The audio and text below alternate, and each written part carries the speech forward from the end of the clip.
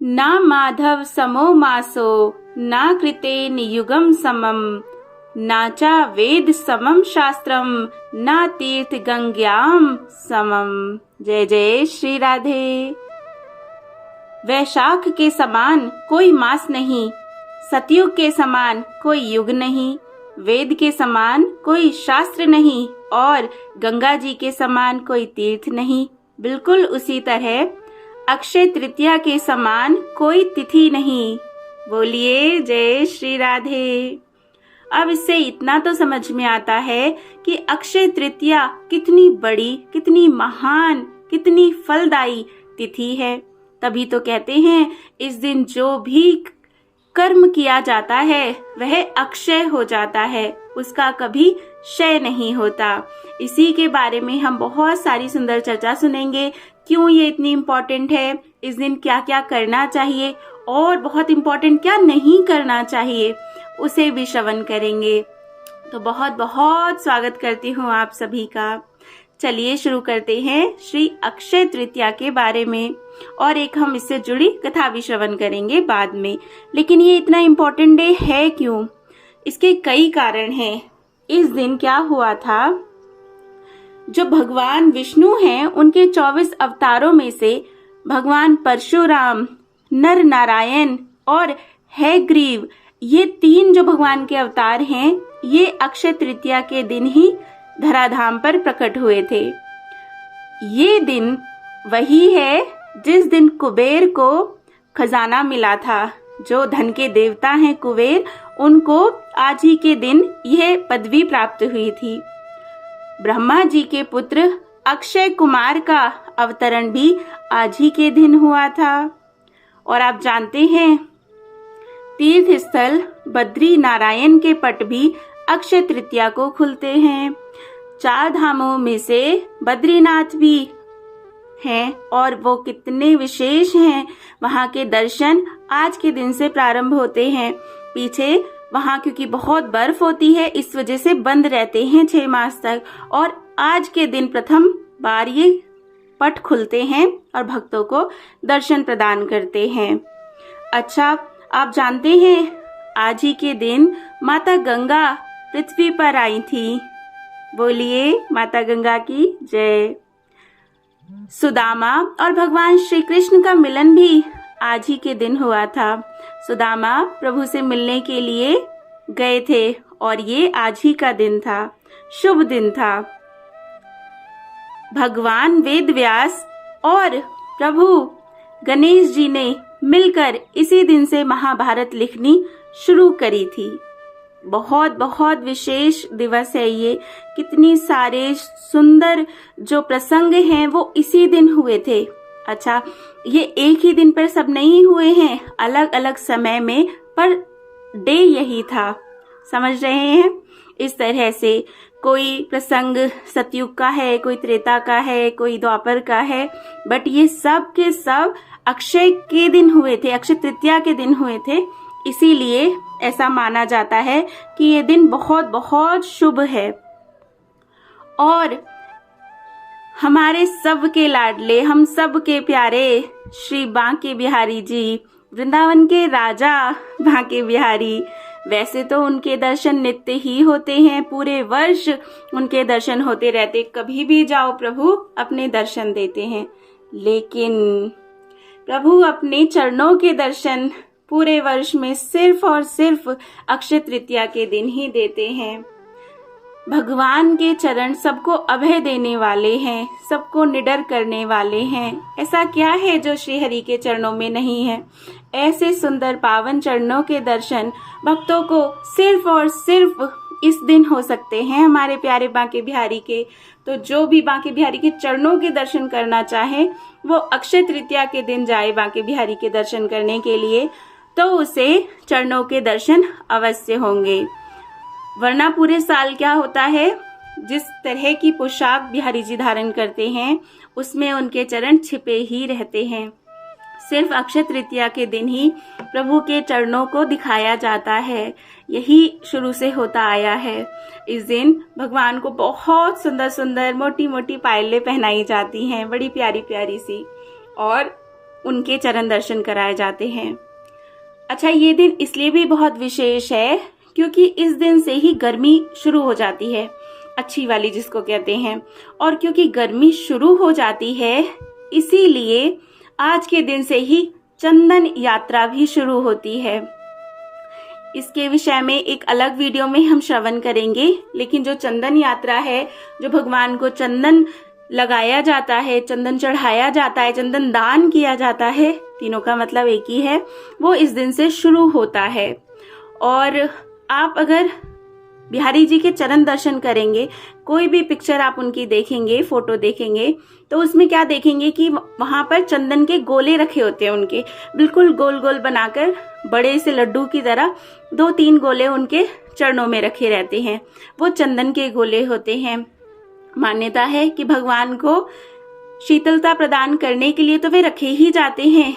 इसके साथ साथ ही ये भी मान्यता है कि पृथ्वी का रूप बनाया जाता है उनको, और उनको भगवान के श्री चरणों में रखते हैं कि पूरी पृथ्वी पर आपकी दया दृष्टि है प्रभु, सदा बनी रहे। तो ऐसे ही आप अपने घर में भी अपने लड्डू गोपाल के श्री चरणों में उसी भाव से रख सकते हैं कि सबका कल्याण हो, सबको समृद्धि मिले, सबको आपकी भक्ति मिले, ऐसी कृपा प्रभु करिए। जय जय श्री राधे। तो ये सारी विशेष बातें थी जो अक्षय तृतीया से जुड़ी हुई हैं। अब अक्षय तृतीया पर क्या करना चाहिए और क्या नहीं करना चाहिए, तो करने के लिए तो आप इतना ही समझ लें कि इस दिन जो भी करेंगे वो अक्षय हो जाएगा, उसका कभी क्षय नहीं होगा। अब तो हमें खुद से ही समझ में आता है कि हम अच्छे अच्छे कर्म ही करें, कुछ भी हमसे गलत नहीं हो, इसका पूरा पूरा ध्यान रखें। अच्छे कर्म ना भी हो तो बुरे तो बिल्कुल ही ना हो, क्योंकि अगर अच्छे कर्मों का फल अनंत गुना है तो जो हमसे बुरे कर्म हो जाएंगे उनका फल भी हमें अनंत गुना ही भोगना पड़ेगा। इसीलिए इस बात का विशेष ध्यान रखना है कि हम ज्यादा से ज्यादा भगवान का नाम जप करें, क्योंकि नाम ऐसी चीज है जो हमें सबसे ज्यादा अधिक आनंद प्रदान करती है यहाँ भी, और जब हमारा शरीर जब पूरा होगा उस समय जो चीज काम आएगी वो सिर्फ और सिर्फ नाम होगा। इसीलिए भगवान का नाम जप करें, जो नाम आपको प्रिय हो वो करें।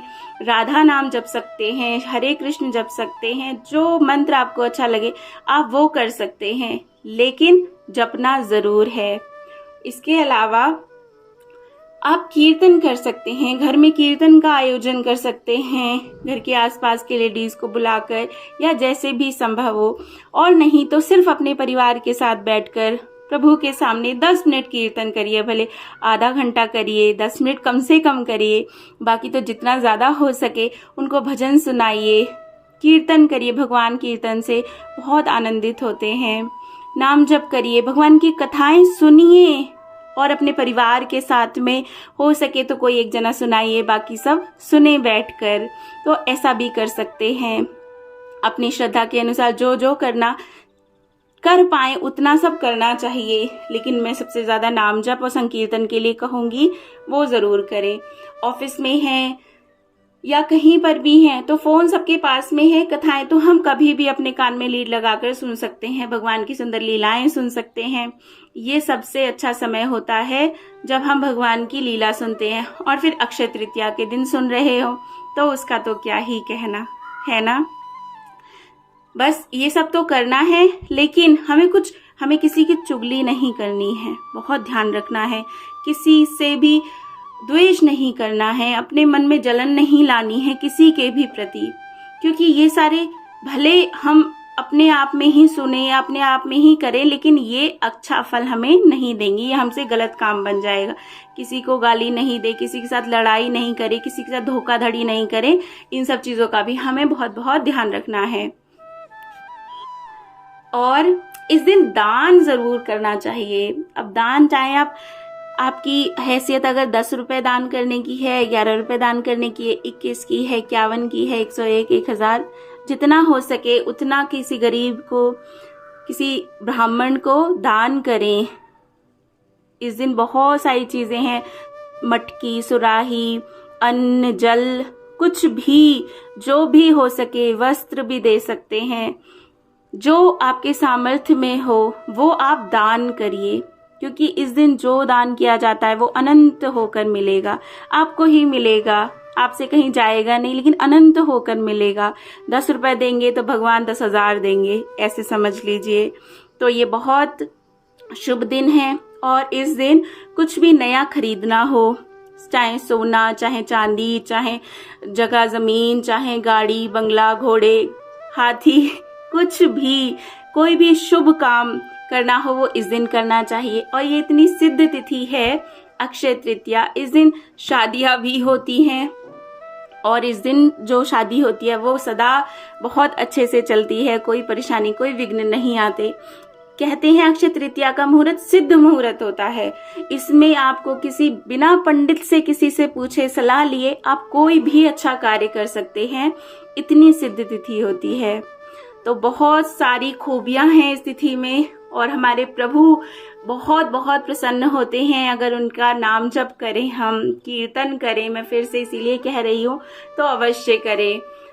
पॉसिबल हो तो गंगा स्नान के लिए जाइए, यमुना स्नान के लिए जाइए, तीर्थ में जा सकते हैं। लेकिन ये सब कुछ भी पॉसिबल ना हो तो घर बैठ के नाम जप करिए, कीर्तन करिए, कथा सुनिए, इससे ही आपको बहुत बहुत भगवान बहुत बहुत कृपा करेंगे। जय जय श्री राधे। आशा है आपको खूब आनंद आया होगा अक्षय तृतीया के बारे में सुनकर। और अगर आप चंदन यात्रा के बारे में डिटेल में सुनना चाहें तो एक और वीडियो मैं बनाऊंगी, उसमें सुन सकते हैं। अब चलिए अक्षय तृतीया की एक छोटी सी कथा है, उसे भी श्रवण कर लेते हैं। अक्षय तृतीया की कथा के अनुसार प्राचीन काल में एक धर्मदास नामक वैश्य था। धर्मदास अपने परिवार के साथ एक छोटे से गांव में रहता था। वह बहुत ही गरीब था। वह हमेशा अपने परिवार के भरण पोषण के लिए चिंतित रहता था। उसके परिवार में कई सदस्य थे। धर्मदास बहुत धार्मिक प्रवृत्ति का व्यक्ति था। उसका सदाचार तथा देव एवं ब्राह्मणों के प्रति उसकी श्रद्धा अत्यधिक प्रसिद्ध थी। अक्षय तृतीया व्रत के महात्म को सुनकर उसने अक्षय तृतीया के पर्व पर सुबह जल्दी उठकर गंगा स्नान किया, विधि पूर्वक देवी देवताओं की पूजा करी। व्रत के दिन सामर्थ्य अनुसार जल से भरे घड़े, पंखे, जौ, सत्तू, चावल, नमक, गेहूं, गुड़, घी, दही, सोना तथा वस्त्र आदि वस्तुएं भगवान के चरणों में रखकर ब्राह्मण को अर्पित करी। ऐसा ही हम भी कर सकते हैं। ज्यादा क्वांटिटी नहीं तो थोड़ी थोड़ी क्वांटिटी ले सकते हैं, लेकिन ये दान करना बहुत अच्छा रहेगा। यह सब दान देखकर धर्मदास के परिवार वाले तथा उसकी पत्नी ने उन्हें रोकने की चेष्टा करी कि इतना सब दे देंगे तो हमारा घर कैसे चलेगा। फिर भी धर्मदास अपने दान और पूर्ण कर्म से विचलित नहीं हुआ। उसने ब्राह्मणों को कई प्रकार का दान दिया और जीवन पर्यंत जब भी अक्षय तृतीया की तिथि आती वो हमेशा ही दान दिया करता। उसके इसी पुण्य की वजह से अगले जन्म में वो कुशावती का राजा हुआ। जय जय। क्योंकि अक्षय तृतीया के दिन जो भी दान धर्म किया जाता है वह अक्षय हो जाता है और उसके प्रताप से जितना हम सोच नहीं सकते उतना हमें मिलता है। कहते हैं कि उनके यहाँ पर जब वो राजा बने थे तो अक्षय तृतीया के दिन जो त्रिदेव हैं, ब्रह्मा विष्णु महेश, वे ब्राह्मण का रूप धारण कर कर उसके यहाँ आया करते थे। कितनी सुंदर बात है। तो ऐसे ही जैसे धर्मदास ने बहुत गरीब स्थिति होने पर भी, घर में उतना नहीं होने पर भी उसने दान दिया, तो देखिए उसको क्या फल मिला। कई बार हम लोग सोचते हैं अरे भैया हमारे पास तो है ही नहीं, हम क्या दें, हमारे पास होता तो हम देते। लेकिन आपके पास जितना है, प्रभु ने जितना दिया है उसी में से अपनी एक रोटी में से 25% निकालिए और किसी को गरीब को दीजिए, क्योंकि सभी के अंदर श्री हरि ही विराजमान है, भगवान विराजमान है। इसीलिए किसी की भी सेवा श्री हरि की ही सेवा होती है, भगवान की ही सेवा होती है। तो जब भगवान उस रूप में लेते हैं तो अपने रूप में आकर वो देते हैं, और जब वो देते हैं तो अनंत देते हैं, फिर संभाला नहीं जाता। जय जय श्री राधे, जय जय श्री राधे। आशा है आपको खूब आनंद आया होगा। अगर आपने चैनल को अभी तक सब्सक्राइब ना किया हो तो जरूर करें और प्रेम से कहें जय श्री राधे श्री हरिवंश राधा वल्लभ लाल की जय, श्री हरिवंश महाप्रभु की जय, परम पूज्य गुरुदेव महाराज की जय जय हो।